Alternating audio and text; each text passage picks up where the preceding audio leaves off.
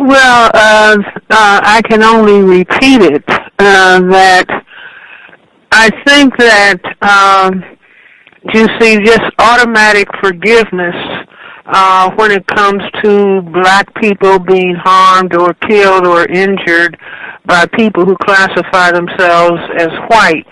We don't hear people who are white if they have feel they have sustained some injury or harm from a black person. We don't hear them saying, I forgive, I forgive, I forgive.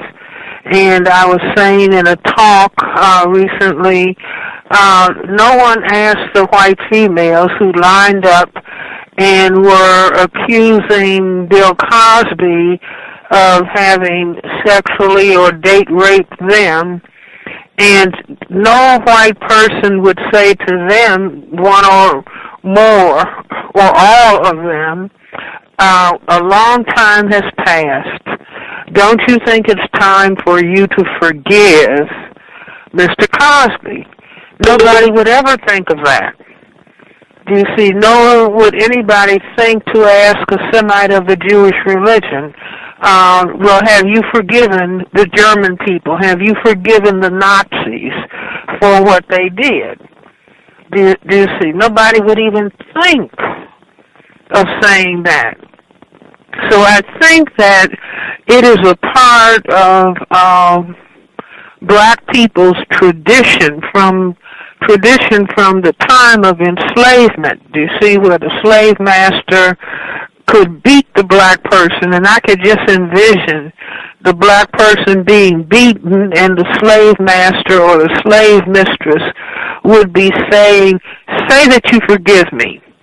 Do you see? And then giving them another lash. Say that you forgive me. And so the black person doesn't have a choice but to say, I forgive, master. I forgive. I forgive. I forgive.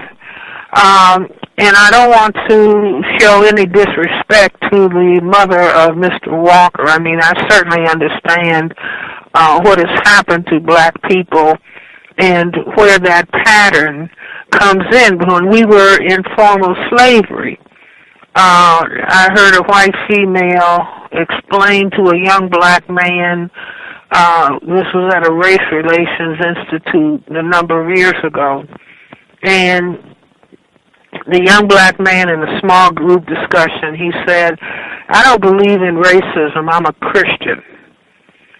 And an older white female said to him, son, we, meaning we white people, gave you that tradition. We gave you that religion.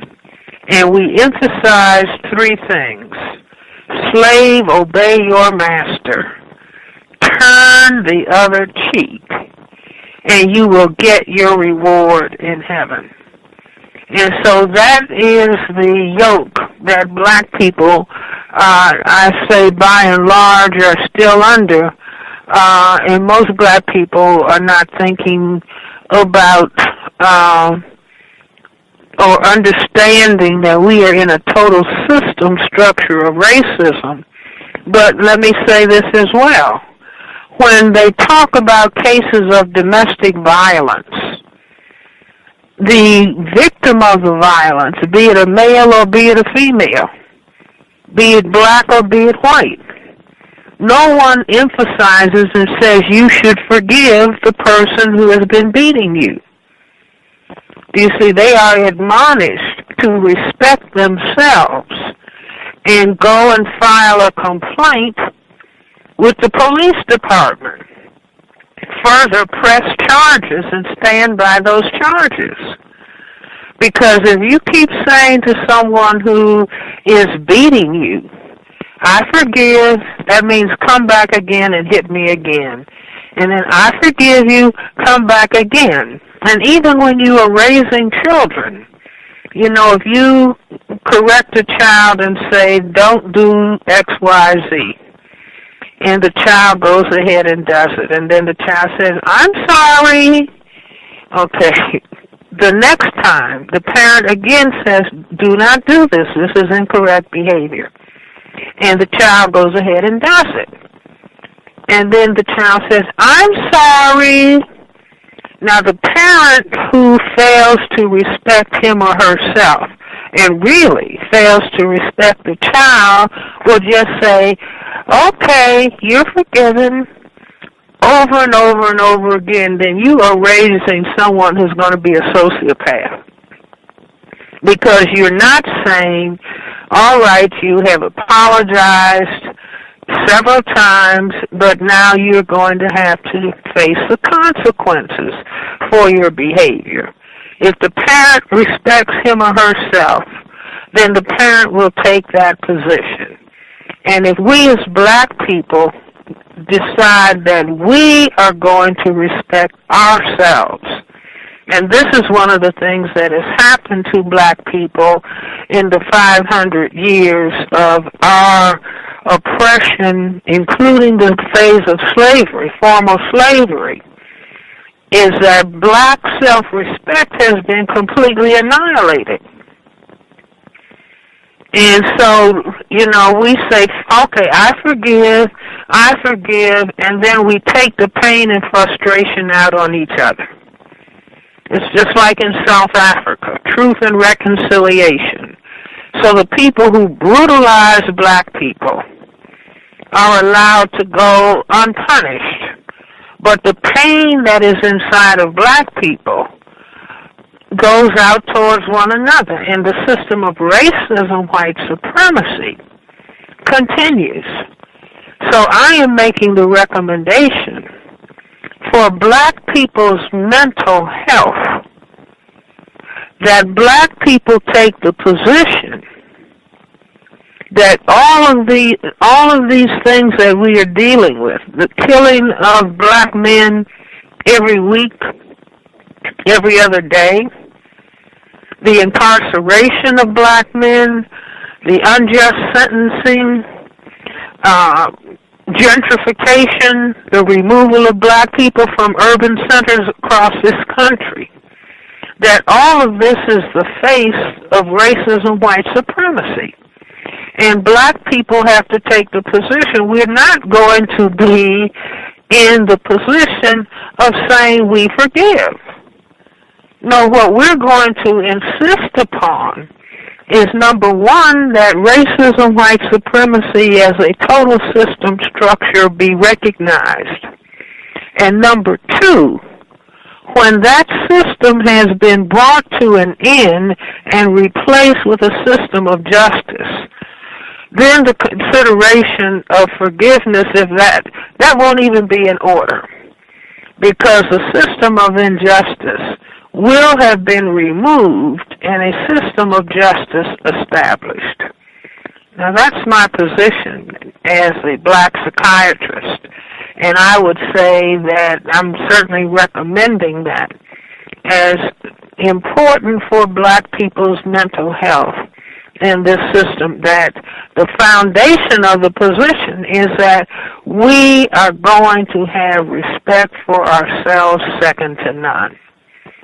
And instead of denying and making apologies for the system of racism, white supremacy, that we are going to hold people who classify themselves as white, because the only reason for the white classification is to take advantage of the established and structured system of racism, white supremacy, and that we are going to hold people who classify themselves as white responsible. We're not going to spend any time hating white people, but we are going to hold every person who classifies him or herself as white responsible for changing the system. If they want to take a position that they're not racist, well, then stop the people who classify themselves as white who are. Don't come and join black people. Take the John Brown position and stop the people who are engaging in the practice of racism, white supremacy. And, that's not just calling somebody nigger or the N-word if you want to play euphemisms. But no, the system of racism, as stated by Neely Fuller, functions in all areas of people activity: economics, education, entertainment, labor, law, politics, religion, sex, and war. And I say that the ultimate goal objective, consciously and or subconsciously, that this system hasn't lasted for 500 years or not.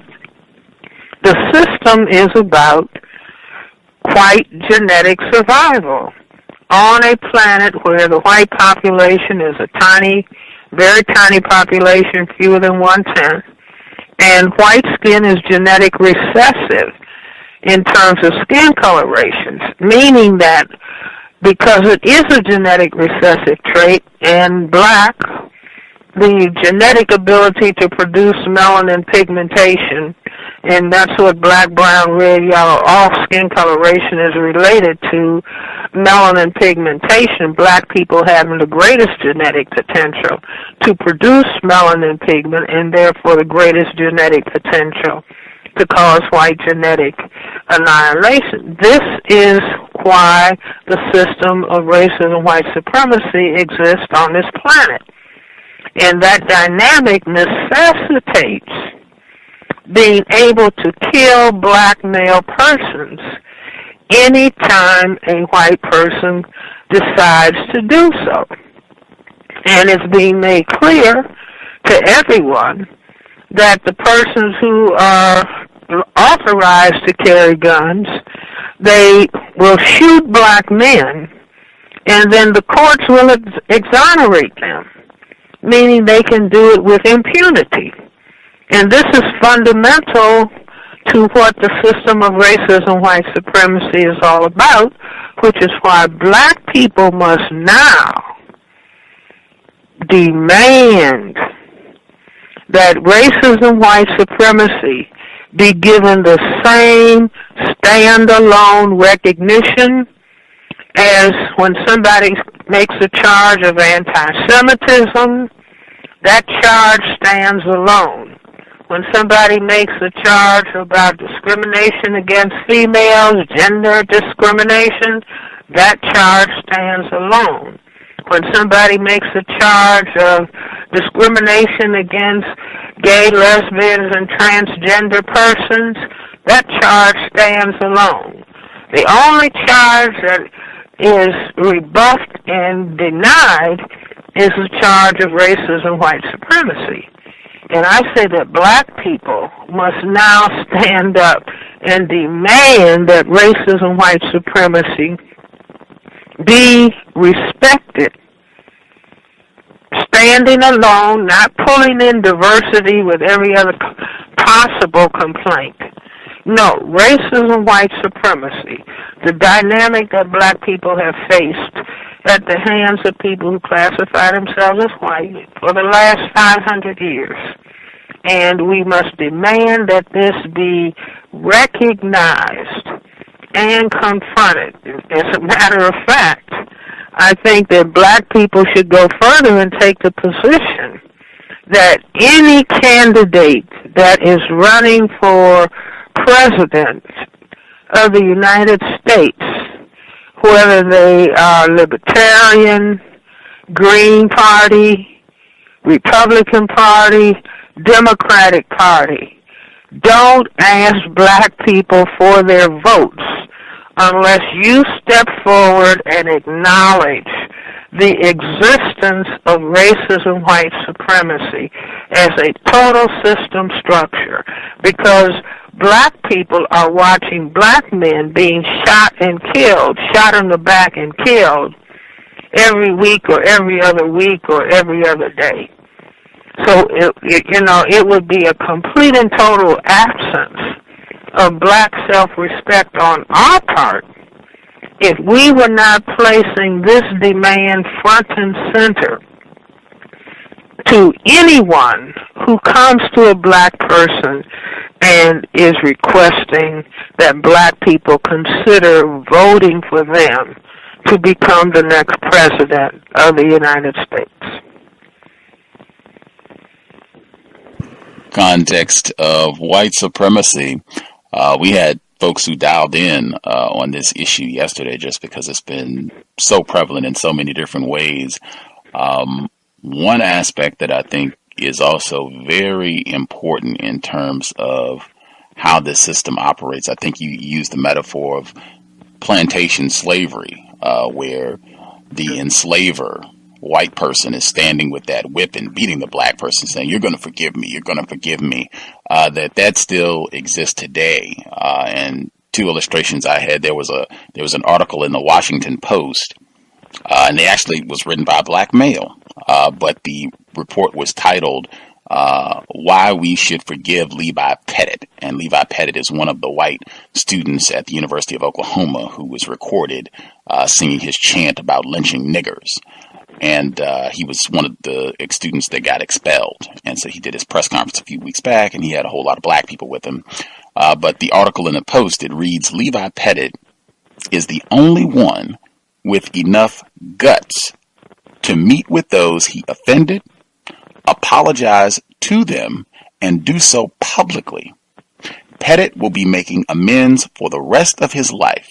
His efforts should be met with open minds and open hearts."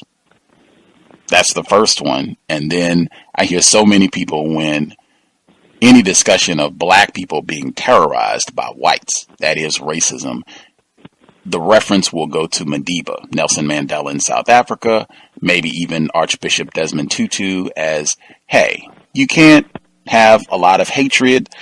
You can't hold a grudge forever. To solve this problem, we're going to need to work together to love one another and move forward. They will reference Nelson Mandela. And I thought it was interesting because in his autobiography, he has a great segment. I wanted to see if this is an aspect of psychological warfare in terms of making and coercing black people to forgive racism. In Madiba's autobiography, he writes that the Methodist minister was a Reverend Jones, a nervous and gloomy fellow who had been based in the Congo during its revolution. His experience there seemed to be the source of his melancholy. Over and over, he preached the importance of reconciliation, implying that it was we who needed to reconcile ourselves to the whites. One Sunday, during the Reverend's one-sided message, I noticed Eddie Daniels shifting uneasily. Finally, Eddie could take it no longer. "You're preaching reconciliation to the wrong people," Eddie called out. "We've been seeking reconciliation for the last 75 years. This was enough for the Reverend Jones, and we never saw him again." Just that passage and even the previous report, does this seem like psychological warfare in terms of going to the victimized and demanding that, hey, turn the other cheek, just forgive and move forward? Well, see, you can't run an oppressive state or plantation or a prison and have the inmates become angry at the jailer. So if possible, you engage in the psychological warfare of teaching them a philosophy of forgiveness. Now, the prisoner or the slave on the plantation hasn't been let free. The prisoner in the prison hasn't been said, "We forgive you, and so your sentence is terminated." No one is speaking to the prisoner or the slave on the plantation in that way. But the plantation is run by beating, well, first and foremost, I would say, and maybe somebody will be offended, I would hope not, that when you give the enslaved Africans an image of God that is the same image of the slave master, and say that you must behave yourself so that this image of God, which is the same image of the slave master, so that God will love you and admit you into heaven. You must forgive the slave master.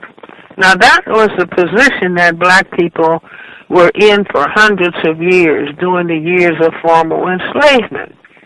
And what could they do about it? When they were beaten and killed at whim. You see, and so that's when these ideas were implanted, and we must begin to step back and view them more objectively and understand that this is an aspect of the maintenance of oppression. And those black people who are admonishing black people that they should forgive, I would say that those people have been harmed by having their self-respect as black people annihilated, whether they're conscious of it or whether they are subconscious.